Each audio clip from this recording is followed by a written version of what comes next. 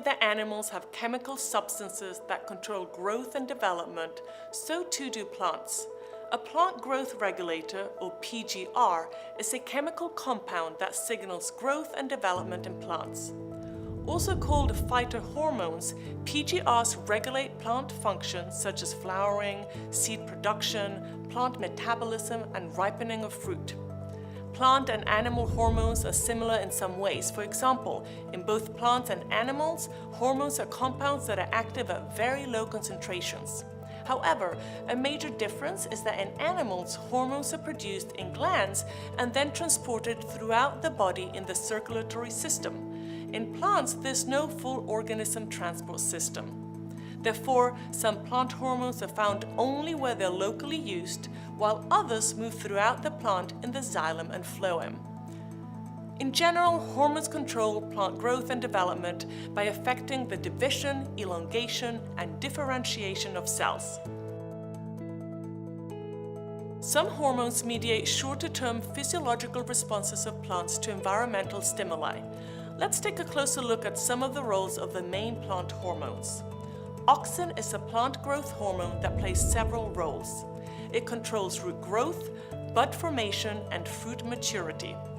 As light shines on a plant, auxin moves in the opposite direction and signals cell elongation on the shaded side. This elongation pushes the stem toward the light. In this way, auxin achieves one of its main functions, to stimulate elongation of cells within young developing shoots. Auxin, which is produced in the shoot apex, also encourages the growth of new branches, and it defines the positioning of leaves on a branch as well as the vascular veining within a leaf. Lateral expansion of woody stems is also guided by auxin.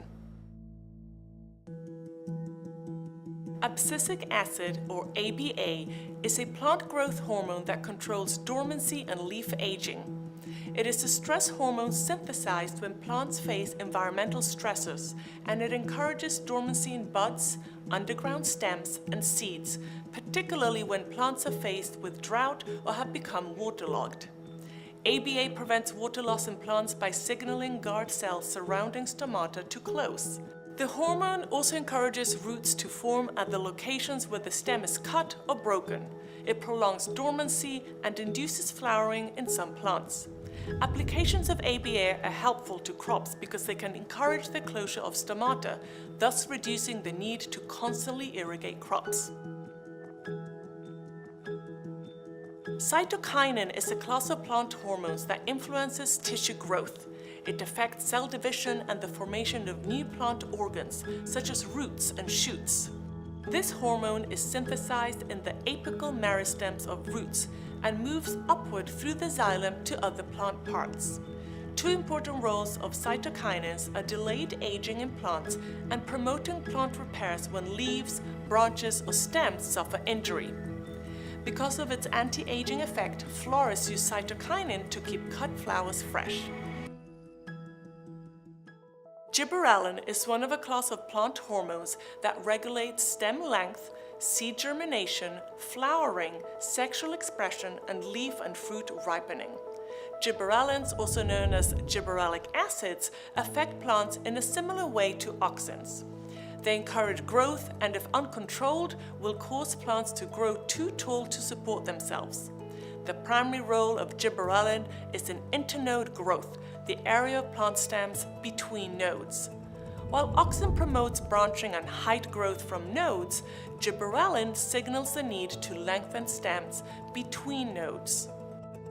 Knowledge of this hormone's effects is important in agriculture, particularly where growth is advantageous.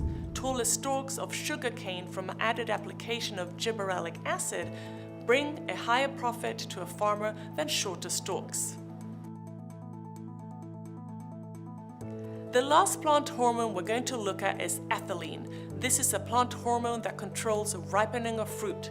It is a gaseous hormone that is produced in all plant parts, from roots to fruits.